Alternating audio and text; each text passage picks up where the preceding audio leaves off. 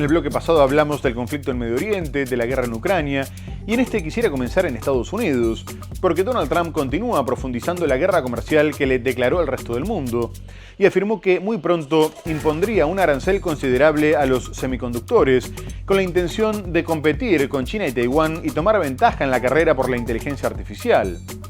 Algunos tribunales de primera instancia consideraron los aranceles como ilegales, pero el mandatario ya recurrió a la Corte Suprema, que suele fallar a favor de su gobierno. A su vez, Trump alentó a los líderes europeos a presionar económicamente a Pekín, con la excusa de que estaba apoyando a Rusia en la guerra contra Ucrania, y en medio de la amenaza de más sanciones al bloque comunitario, Bruselas comunicó que estaba estudiando incluir refinerías chinas en el próximo paquete de sanciones contra Moscú. A su vez, el Ministerio de Exteriores de China respondió que no era responsable de la guerra ni era parte implicada, por lo que se oponía al intento de arrastrar a su país a ese conflicto. Pero también aumentó la tensión con la Unión Europea, dado que el bloque le impuso una multa a Google de casi 3.000 millones de euros, afirmando que la empresa norteamericana había incumplido las normas de competencia al favorecer sus propios servicios de publicidad digital, y también ordenó acabar con el conflicto de intereses. Donald Trump ya había amenazado a los países que regulaban el sector tecnológico con imponer aranceles, a lo que los europeos respondieron que solo ejercían su derecho soberano. Y poco después de que se anunciara la multa, Trump acusó a los comunitarios de robarle a Google y adelantó que tomaría represalias por las acciones discriminatorias contra las compañías estadounidenses. La Comisión Europea anunció el viernes que impondrá una multa de 2.950 millones de euros a la estadounidense Google. El Ejecutivo Europeo consideró que el gigante tecnológico estadounidense abusó de su posición dominante en el sector de la publicidad en línea. Google criticó la multa, que consideró injustificada, y ya anunció que la impugnará. La medida era muy esperada tras advertencias de la Comisión Europea, pero el anuncio se retrasó a principios de semana en un contexto de tensiones entre la Unión Europea y Estados Unidos. El 26 de agosto, Donald Trump atacó enérgicamente a los países u organizaciones que regulan el sector tecnológico, amenazándolos con aranceles y restricciones a la exportación. Aunque no mencionó directamente a la Unión Europea, en los hechos el bloque dispone del arsenal jurídico más potente del mundo para regular el sector digital, lo que alimenta los debates en Europa sobre el riesgo de represalias en caso de sanciones contra empresas estadounidenses. La Unión Europea respondió que tenía el derecho soberano de regular la tecnología. Es la tercera multa impuesta esta semana a Google, filial de Alphabet. Donald Trump no lo ve justo. El presidente estadounidense, fiel a su estilo, amenaza con devolver el golpe. Si alguien nos lo hace, nosotros deberíamos hacérselo también, ha dicho en el despacho Oval. Según él, la Unión Europea está atacando a las grandes empresas estadounidenses. A través de su red social, asegura que podría iniciar un procedimiento de la sección 301, es decir, tomar represalias comerciales, posiblemente en forma de aranceles o restricciones. Asimismo, la Corte Suprema de Estados Unidos avaló nuevamente las redadas migratorias en Los Ángeles y los arrestos basados en el color de piel, el idioma o el acento extranjero, tras la prohibición de un tribunal federal y de una corte de apelaciones de detener a personas por la sospecha de ser indocumentadas. La decisión de la Corte se tomó con el voto positivo de los 6 magistrados conservadores, 3 de los cuales fueron elegidos por Donald Trump, por lo que el gobernador de California, Gavin Newsom, dijo que la corte elegida por el presidente republicano se acababa de convertir en el gran mariscal del desfile de terror racial en Los Ángeles. Las redadas habían provocado protestas violentas en varios condados del estado con mayoría inmigrante, que derivaron en la decisión de Trump de enviar a la Guardia Nacional, por lo que ahora volvió a aumentar la tensión. A su vez, la alcaldesa de Los Ángeles, Karen Bass, denunció que su ciudad estaba siendo utilizada como un caso de prueba para un dominio total y poder sin control del gobierno federal, al tiempo que la Unión Estadounidense de Libertades Civiles, que había presentado la demanda, dijo que no querían vivir en un país donde te podían detener por tu apariencia. Los tribunales inferiores habían considerado que el arresto basado en los factores mencionados van en contra de los derechos constitucionales, y si bien la Corte Suprema no justificó el fallo, uno de los jueces afirmó que la inmigración indocumentada estaba muy alta. Además, se aclaró que no era un fallo sobre la cuestión de fondo, sino una medida temporal, hasta que el Tribunal de Apelaciones tomara una decisión definitiva. La Corte Suprema de Estados Unidos autorizó provisionalmente el lunes al gobierno del presidente Donald Trump reanudar redadas de migración en Los Ángeles. La alcaldesa de la ciudad, Karen Bass, rechazó la decisión de levantar las restricciones durante una conferencia de prensa cerca de la tienda de herramientas Home Depot, donde trabajadores indocumentados han sido detenidos en meses recientes. Hoy la Corte Suprema, el mismo organismo que solía promover los derechos civiles y defender las libertades personales, ha dado luz verde a las fuerzas del orden para que perfilen y detengan a los angelinos por su raza. Un tribunal federal en julio y luego una corte de apelaciones federal en agosto habían prohibido a la Policía Federal de Inmigración, ICE, detener en Los Ángeles a personas por uno de 4 factores, como estar en un lugar asociado a mano de obra inmigrante, el tipo de actividad económica realizada, hablar español o inglés con acento extranjero, o por la apariencia étnica. Las redadas de migración provocaron manifestaciones violentas en Los Ángeles y Trump respondió con el despliegue de la Guardia Nacional. Tribunales de primera instancia y la apelación consideraron las operaciones migratorias basadas en dichos factores contrarias a la Cuarta Enmienda de la Constitución estadounidense, que protege a las personas de arrestos, registros o cacheos arbitrarios. Ahora, 6 jueces de la Corte Suprema levantaron el lunes esa suspensión contra el criterio de los 3 magistrados progresistas, hasta que el Tribunal de Apelaciones se pronuncie sobre el fondo o hasta que ella misma intervenga. Por otra parte, la tensión entre Estados Unidos y Venezuela continuó escalando después de que el Pentágono denunciara que 2 cazas venezolanos sobrevolaron los buques de guerra desplegados en el Caribe, en lo que consideró como una maniobra altamente provocadora, llevada a cabo por el cártel que dirige Venezuela, refiriéndose al gobierno de Nicolás Maduro, y que estaba destinada a interferir en sus operaciones contra el narcoterrorismo, por lo que ordenó enviar 10 cazas F-35 a su base en Puerto Rico. Más tarde, se detalló que habían sido 2 cazas F-16 los que sobrevolaron un destructor con misiles guiados, por lo que Donald Trump le dio vía libre al ministro de Defensa, Pete Hegseth, para que derribara todos los aviones que considerara como una amenaza. A su vez, la advertencia del mandatario estadounidense tuvo lugar después de que su flota hundiera una embarcación venezolana que, según él, transportaba una cantidad masiva de droga, un hecho que dejó 11 personas muertas. El gobierno de Trump no mostró ninguna prueba de que la embarcación fuera de la organización criminal Tren de Aragua, que fue designada como un grupo terrorista extranjero, pero lo calificó como una victoria, al tiempo que aseguró que continuaría con su lucha contra el narcotráfico. El gobierno de Trump asegura que Maduro es el líder del cártel de los soles y recientemente elevó la recompensa por su captura de 25 a 50 millones de dólares, por lo que Maduro cree que la flota podría intentar sacarlo del poder, y respondió desplegando buques y anunciando el alistamiento de millones de reservistas y el comienzo de la fase de entrenamiento en todo el país. Estados Unidos derribará cualquier avión militar venezolano que represente una amenaza para sus fuerzas desplegadas en el Caribe. La advertencia fue hecha por el presidente estadounidense Donald Trump, dirigiéndose a su secretario de guerra, Pete Hegseth, luego que aviones F-16 venezolanos sobrevolaran brevemente un buque estadounidense que efectuaba vigilancia antidrogas en el Caribe. El hecho provocó una advertencia del Pentágono, que horas después mandó una decena de cazas F-35 a Puerto Rico, según fuentes cercanas al asunto. Si vuelan en una posición peligrosa, diría que usted o los capitanes pueden tomar la decisión sobre lo que quieran hacer. ¿Entendido? ¿Qué tan cerca se acercaron? Dijiste que los aviones no... Bueno, no quiero hablar de eso, pero si nos ponen en una posición peligrosa, serán derribados. El Pentágono calificó ese vuelo de movimiento altamente provocador y advirtió a Caracas contra una mayor escalada. ¿Eres un fugitivo? Washington acusa al presidente venezolano Nicolás Maduro de liderar una red de narcotráfico y elevó recientemente a $50 millones la recompensa por su captura. El incremento de la tensión coincide con una gira del secretario de Estado estadounidense Marco Rubio por México y Ecuador, donde firmó nuevas alianzas para reforzar la lucha contra el crimen organizado y la migración ilegal, y advirtió que su gobierno no dará marcha atrás en su lucha contra el narcotráfico.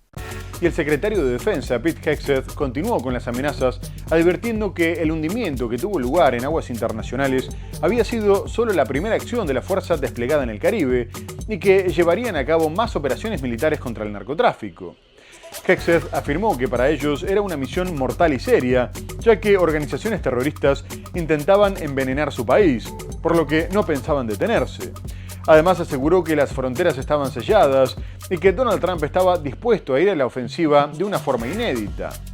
Por último, ante las preocupaciones que genera su flota en la región, dijo que el único que tenía que estar preocupado era el mandatario venezolano Nicolás Maduro, que ejercía como jefe de un narcoestado, y que cualquier acción sobre un cambio de régimen dependía de la decisión de Trump. A su vez, Maduro acusó a Estados Unidos de inventarse historias para quedarse con el petróleo y con el gas de Venezuela y aseguró que si bien mantenía diferencias con Estados Unidos, no se justificaba un conflicto militar de alto impacto que afectara a toda la región y al continente en general, por lo que llamó a Donald Trump a mantener un diálogo directo, aunque al mismo tiempo anunció que estaban listos para que todo el país se articulara para la defensa, mientras estudiaban tácticas de resistencia inspiradas en Vietnam. Además, dijo que respetaba a Trump, por lo que exigía respeto, y que el mandatario estadounidense estaba recibiendo informes de inteligencia con datos falsos, porque eran un país libre de producción de hojas de coca y de cocaína, y que tenían éxito en el combate contra el narcotráfico. No es verdad lo que están diciendo de Venezuela. El presidente de Venezuela, Nicolás Maduro, dijo que ninguna de las diferencias que su gobierno tiene con Estados Unidos justifica un conflicto militar. Yo lo he dicho muchas veces. Yo a él lo respeto. Diferencia hemos tenido y tenemos. Ahora, ninguna de las diferencias que hemos tenido y tenemos puede llevar a un conflicto militar de alto impacto, violencia a Sudamérica y nuestra América. Ninguno. No tiene justificación. No es verdad. Washington acusa a Maduro de liderar una red de narcotráfico y elevó recientemente a $50 millones la recompensa por su captura. Con todo respeto le digo, señor presidente Trump, aquí en Venezuela se le respeta. Y Venezuela respeta para que la respeten. Y con el respeto que nos hemos ganado se lo decimos. Esos informes de inteligencia que le pasan, no es verdad.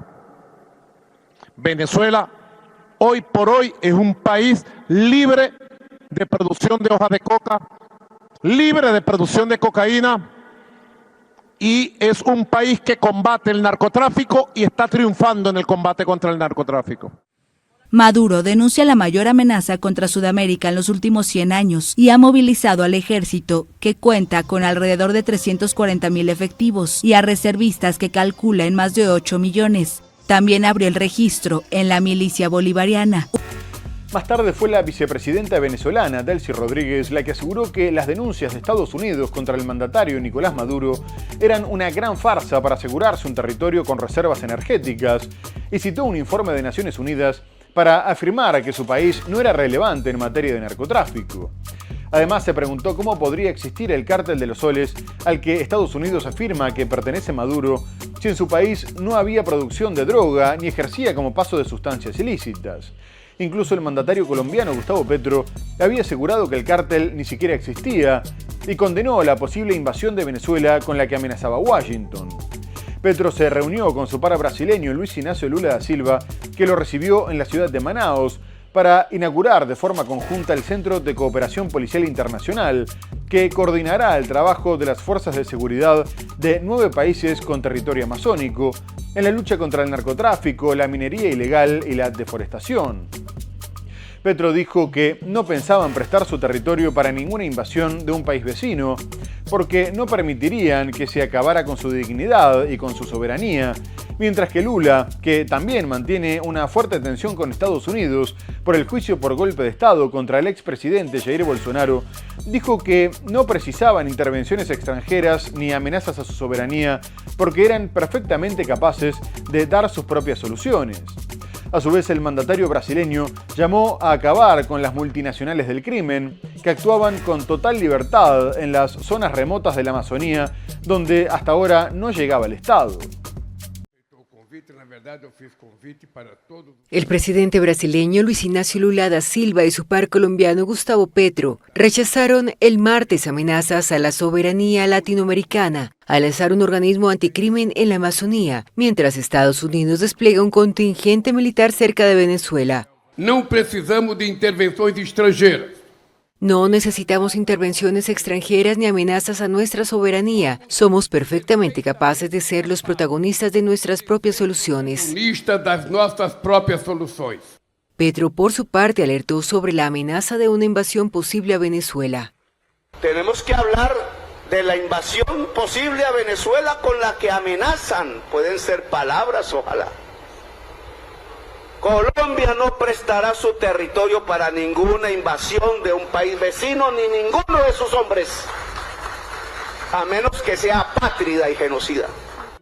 Ambos mandatarios, reunidos en Manaos, inauguraron el Centro de Cooperación Policial. Este organismo coordinará el trabajo de fuerzas de seguridad de los 9 países con territorio amazónico que sufren los efectos de la deforestación, la minería ilegal y el narcotráfico. A 2 meses de la conferencia climática COP30, que tendrá lugar en la ciudad amazónica de Belém, junto a Petro y la vicepresidenta ecuatoriana María José Pinto, Lula llamó a acabar con las multinacionales del crimen que actúan en la Amazonía. El CCPI fortalecerá la presencia estatal en zonas remotas tradicionalmente controladas por organizaciones criminales que obtienen millonarias rentas de la extracción ilegal de recursos naturales, según la presidencia brasileña. Y ahora vamos a ir a Europa porque Francia entró en una nueva crisis después de que cayera el cuarto ejecutivo durante el segundo mandato del presidente Emmanuel Macron, ya que el primer ministro François Bayrou no superó la moción de confianza en la Asamblea Legislativa tras haber recibido 364 votos en contra y solo 194 a favor. El resultado era algo previsible, ya que Bayrou, que solo llevaba 9 meses en el cargo, había fracasado en su intento de sumar apoyos en su plan de ajuste, rechazado tanto por los partidos de izquierda como por la extrema derecha, e incluso por algunos legisladores cercanos al gobierno. El primer ministro defendía la necesidad de recortar 44.000 millones de euros del presupuesto del 2026, ya que venía advirtiendo que la falta de respuesta al sobreendeudamiento era un paso hacia el abismo, en un momento en el que la deuda pública alcanza el 114% del Producto Interno Bruto y el déficit se encuentra cercano al 6%. Y poco después, Emmanuel Macron eligió como reemplazante al ministro de Defensa Sébastien Lecornu, muy próximo a él, aunque deberá negociar el apoyo de la centroderecha y los socialistas, en una rápida reacción que busca que la inestabilidad no repercuta en los mercados. Por lo pronto, los sindicatos convocaron a una huelga el 18 de septiembre en oposición a los recortes impulsados por el presidente, que no solo pretende rebajar el déficit, sino también poder afrontar el aumento drástico en defensa, que justifica por una supuesta amenaza rusa. Bayrou era el tercer primer ministro en poco más de un año, y su caída llevó tanto a la Francia Insumisa como a Agrupación Nacional a exigir la renuncia de Macron y la convocatoria a elecciones anticipadas. Para la mayoría de la Asamblea Nacional, la crónica de una dimisión anunciada. François Bayrou no superó la moción que él mismo demandó, situación que parecía prever antes de la votación. Creo que hemos mostrado una imagen honorable y activa de la República. Por eso, desde ese punto de vista, quería, en nombre del Gobierno, dar las gracias a la Asamblea Nacional y, como primer ministro, dar las gracias a los miembros del Gobierno. Et en tant que Premier ministre, remercier les membres du gouvernement. Más tarde llegaría el veredicto, 364 votos en contra y 194 a favor, un resultado que deja sin más opción a Macron, tal como confirmó el Eliseo inmediatamente. Mañana recibirá al primer ministro François Bayrou para aceptar la dimisión de su gobierno. El presidente de la República nombrará a un nuevo primer ministro en los próximos días. Pero la Francia insumisa iba más allá. No. Exigimos que Emmanuel Macron se vaya. Entiéndase que tenemos un problema si el país se encuentra cada 3 meses con un gobierno que va a caer. Entiéndase que no es posible esperar hasta 2027 para tener tal inestabilidad que, como el presidente se niega a reconocer los resultados de las elecciones legislativas de 2024, nombra uno por uno a personas que se encargan de aplicar siempre las mismas políticas. No estamos de acuerdo con eso. Posición que Le Pen comparte. Bayrou conforma al cuarto primer ministro que tiene Francia en menos de 2 años. El centrista quiso someterse a la confianza de los legisladores por la fuerte presión que enfrenta el país para sanear las finanzas. Con un déficit el año pasado que casi duplicó el límite del 3% del PIB establecido por la Unión Europea, su principal objetivo pasaba por ahorrar a las arcas francesas hasta 44.000 millones de euros para el siguiente año. Y unas horas después, Le Cornu asumió como primer ministro, en medio de amenazas de varios grupos políticos de impulsar una nueva moción de censura. El hasta entonces ministro de Defensa prometió una ruptura con sus predecesores, siendo más creativo, más técnico y más serio a la hora de trabajar con la oposición, aunque se percibe como inevitable el recorte drástico que pretendían hacer los otros ejecutivos.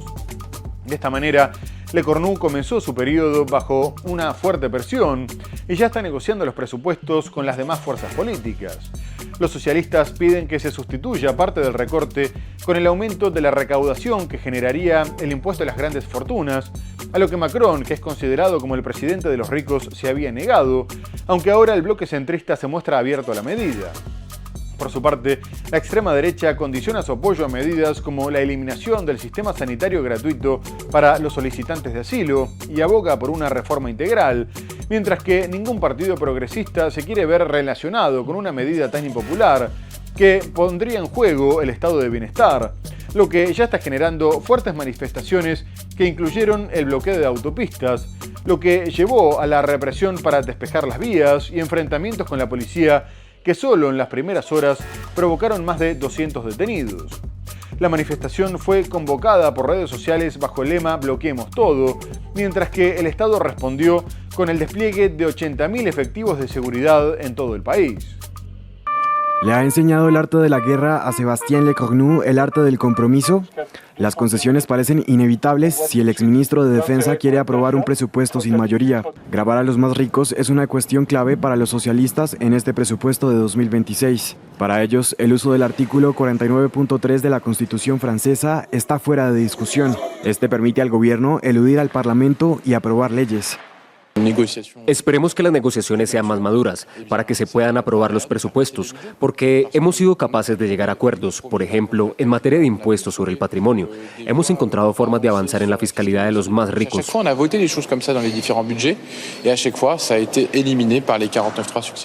El bloque centrista podría abrir la puerta a este impuesto sobre los más ricos.